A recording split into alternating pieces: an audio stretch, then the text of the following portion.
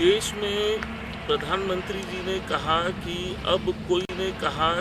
अब कोई संविधान संशोधन नहीं होगा। क्या भारत जैसे देश में प्रधानमंत्री का वक्तव्य सर्वसार तो नहीं है? ये देखिए, ऐसा वक्तव्य आया था संसद में कि अब कोई संविधान में संशोधन नहीं होगा। अगर संशोधन होता है तो वो आत्महत्या करने जैसा है। ये वक्तव्य दिए शीतकालीन सत्र में। ऐसे वक्तव्य क्यों आए कि भारत देश का संविधान अब परिवर्तनशील नहीं होगा, संशोधन नहीं होगा? कहीं ना कहीं कोई ना कोई ऐसा कारण रहा होगा। इसका मुख्य कारण ये था कि जजों की नियुक्ति का एक विधेयक आया था। जज नियुक्ति आयोग, केंद्र सरकार ने बिल पास किया, उस पर राष्ट्रपति ने हस्ताक्षर किए और उसके बाद वो राजपत्र में प्रकाशित हो गया। इससे घिन्न होकर सुप्रीम कोर्ट के जो वकील थे, सुप्रीम कोर्ट में जो पैरवी करते थे वकील, उन्होंने लार्जर बेंच की आड़ में असंवैधानिक पिटीशनें लगाई। इससे घिन्न होकर सुप्रीम कोर्ट के जो वकील थे, सुप्रीम कोर्ट में जो पैरवी करते थे वकील, उन्होंने लार्जर बेंच की आड़ में असंवैधानिक पिटीशनें लगाई और ये कहा कि बेंच, जो कॉलेजियम की बेंच है, वो लार्जर होना चाहिए। 9 सदस्यों की जो कॉलेजियम पीठ है वो होना चाहिए। पूर्व के जो फैसले थे उसमें 1981 में 7 जजों की नियुक्ति हुई थी फैसले देने के लिए। फिर उसके बाद 1993 में हुई 9 सदस्यों की बात हुई कि 9 सदस्यीय संविधान ये बनेगी, पीठ बनेगी। यहाँ ये सब बात ठीक है, लेकिन प्रश्न ये उठता है कि देश के अंदर अब संविधान संशोधन क्यों नहीं हो सकता? क्या तानाशाही संविधान हो गया? ये जो देश का संविधान है, इसमें लोकतांत्रिक प्रजातांत्रिक मूल्यों का गला क्यों घोटा गया? और ऐसी क्या विपत्ति आई कि प्रधानमंत्री को ये कहना पड़ा कि देश के अंदर अब कोई भी संविधान संशोधन नहीं होगा? आज का आशा हम ये लगा लें कि जजों की जो नियुक्ति आयोग का जो गठन हुआ था, उसको जो सुप्रीम कोर्ट ने निरस्त किया, उसमें किसी प्रकार का कोई संशोधन न हो। देश की न्याय प्रणाली को नेस्ताभूत करने के लिए भारत के प्रधानमंत्री ने शीतकालीन सत्र में संसद के अंदर ये कहा 27 नवंबर 2015 को कि अब कोई संविधान संशोधन नहीं होगा। क्या एक प्रधानमंत्री ऐसा शर्मसार करता वक्तव्य दे सकते हैं, पारित कर सकते हैं? क्या उन्होंने कानून बनाया या वो कानून ऐसा बनाना चाहते हैं कि संविधान में अब कोई संशोधन न होगा, तानाशाही संविधान बनाना चाहते हैं? और ये प्रक्रिया जो है देश के अंदर पूरी न्याय प्रणाली को, पूरी संविधान में जो आस्था रख रहे हैं उन सबको कठोर चुनौती दे रही है। आज हमारे यहाँ जो आतंकवाद, सांप्रदायिकवाद, जो नक्सलवाद और राष्ट्रद्रोही की जो गतिविधियाँ चल रही हैं, उसका एकमात्र कारण है कि हमारे यहाँ सक्षम कानून नहीं है। और सक्षम कानून जो बनाए जाते हैं वो संसद द्वारा बनाए जाते हैं। कानून जब पारित होता है उसके बाद सुप्रीम कोर्ट अड़चन डाल देती है। ये क्या? जिन जजों को नियुक्ति के आयोग में समाहित किया गया था, वो अब जज खुद कहते हैं कि नहीं, ये हमारे इसमें न्यायिक क्षेत्राधिकार में हस्तक्षेप है, हमारे अधिकारों में बंटवारा, हमारे अधिकारों का बंटवारा होगा। क्या कारण था? ऐसा क्यों सुप्रीम कोर्ट ने करा? जज नियुक्ति आयोग को क्यों कैंसिल किया और पुराने कॉलेजियम को क्यों माना?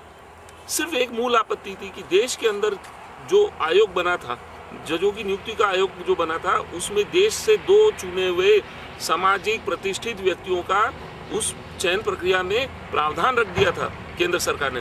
जज नियुक्ति आयोग में 3 चीफ जस्टिस सहित 2 जज, अर्थात 3 तो जज रहेंगे सुप्रीम कोर्ट के, उसमें चीफ जस्टिस प्लस 2 जज।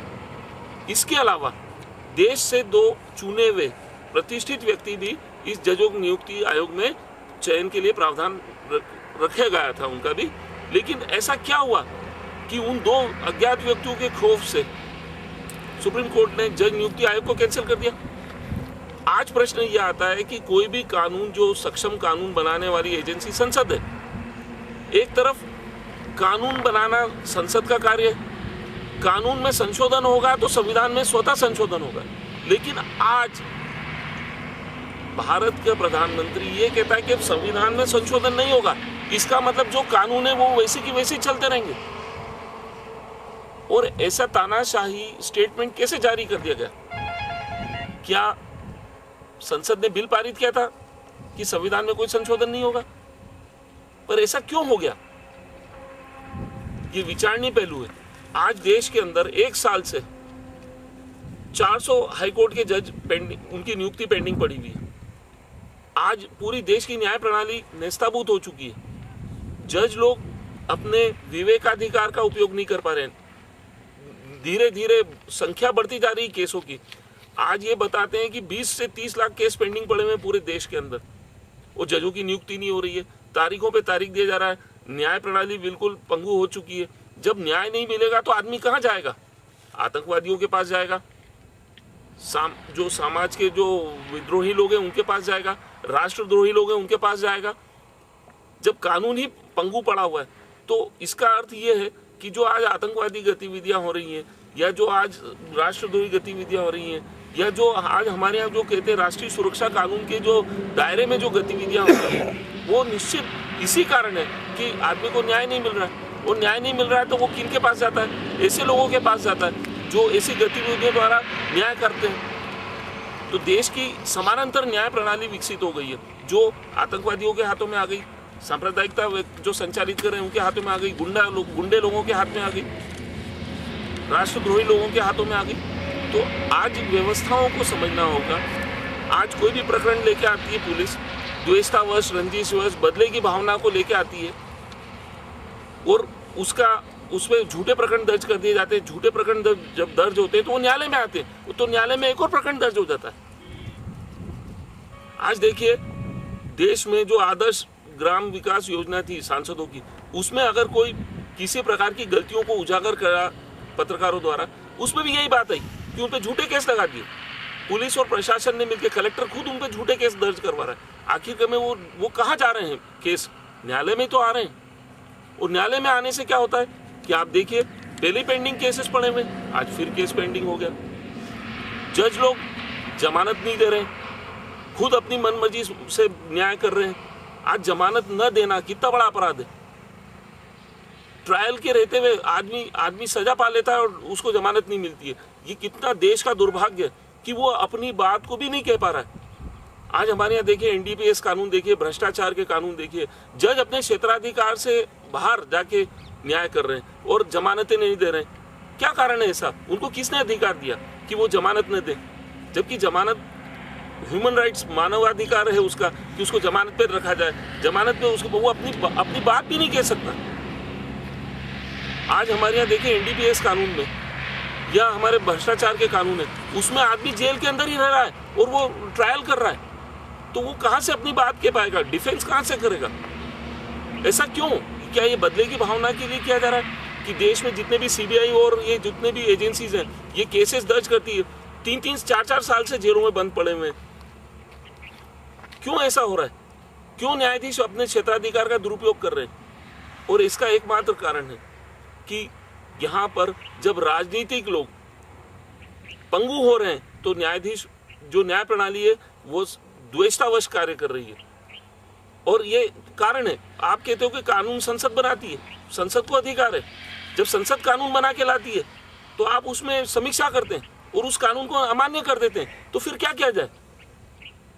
आप कहते हैं नहीं, पूर्णतः निरस्त। अरे कैसे कोई कानून पूर्णतः निरस्त होता है? अगर उसमें कुछ है तो संशोधन का दायरा हो सकता है। जज नियुक्ति आयोग में सुप्रीम कोर्ट ने असंवैधानिक सुनवाई प्रक्रिया की, जजों की नियुक्ति गलत करी। जो जज खुद कॉलेजियम में, जो जज खुद संविधान पीठ में, जो जज खुद उसके अंदर है, वो सुनवाई कर रहे हैं। ये कहाँ का न्याय? और दूसरी चीज ये है कि जब ऐसी प्रक्रियाएं होती हैं, अब जब जज ने कह दिया कि नहीं, केंद्र सरकार को कोई अधिकार नहीं है हमारे कॉलेजियम में हस्तक्षेप करने का, तो फिर वो सुनवाई क्यों कर रही है? उसने 3 सुनवाई कर दी और 3 सुनवाई के बाद कहती है कि नहीं, केंद्र सरकार हमको सहयोग करे। अरे हारा हुआ कोई पक्षकार सहयोग करता है क्या? ये देश के अंदर इस तरीके से तानाशाही न्याय प्रणाली संचालित हो रही है। देश में तानाशाही राजनीतिक प्रणाली, संसदीय प्रणाली वो हो रही है। देखिए, प्रधानमंत्री कहता है कि देश में अब कोई संविधान संशोधन नहीं। इधर सुप्रीम कोर्ट कहती है कि कानून गलत, और गलत कानून है तो उसका भी तो संशोधन होगा ना। अगर केंद्र सरकार ने कानून को कर दिया तो उसमें भी तो संशोधन होगा, उसको भी तो निरस्ती का भी तो संशोधन लाया जाएगा। लेकिन प्रधानमंत्री कहते हैं नहीं, कोई संविधान संशोधन नहीं। इसका मतलब क्या हुआ कि इसी तरीके से अगर लड़ाई चलती रही, संसदीय और न्यायिक प्रणाली, इधर संसद कहती है कानून हम बनाएंगे, इधर कहती है हम सुप्रीम कोर्ट कहती है कानून की समीक्षा हम करेंगे, इन दोनों की लड़ाई के बीच में आज न तो हाईकोर्ट में जजों की नियुक्ति हो पा रही है, आज 10 लाख केसों की वृद्धि हो गई 1 साल के अंदर। लेकिन क्या है, आप देखिए, ये व्यवस्थाओं को चुनौती दे रहा है खुद देश का प्रधानमंत्री और देश का chief justice of India supreme court का। इन दोनों ने मिलके मिलीभगत करके पूरे देश की न्याय प्रणाली को चौपट कर दिया।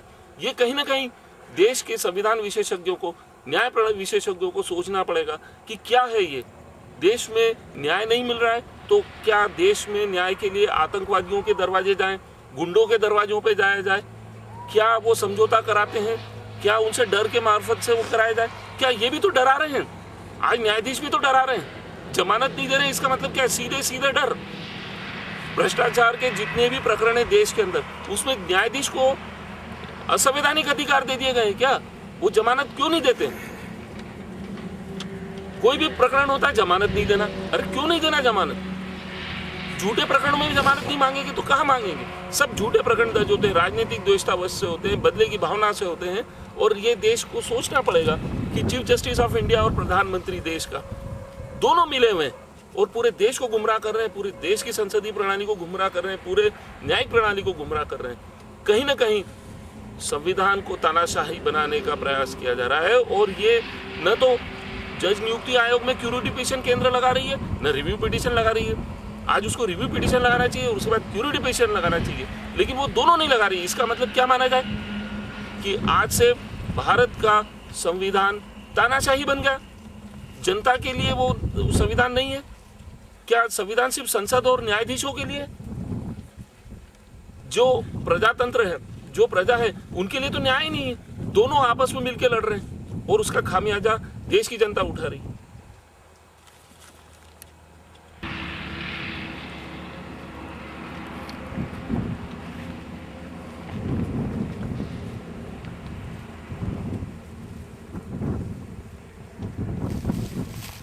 संविधान पे आपत्ति लगाई गई थी और ये दोनों कागज जो हैं अलग अलग डिपार्टमेंट को भेज दिए गए।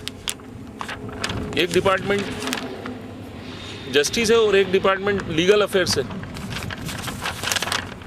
ये पिटिशनर को गुमराह करने के लिए इस तरीके से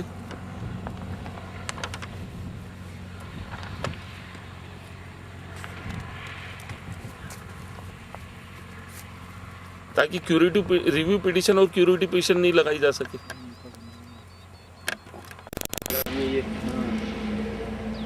ये हुआ भाई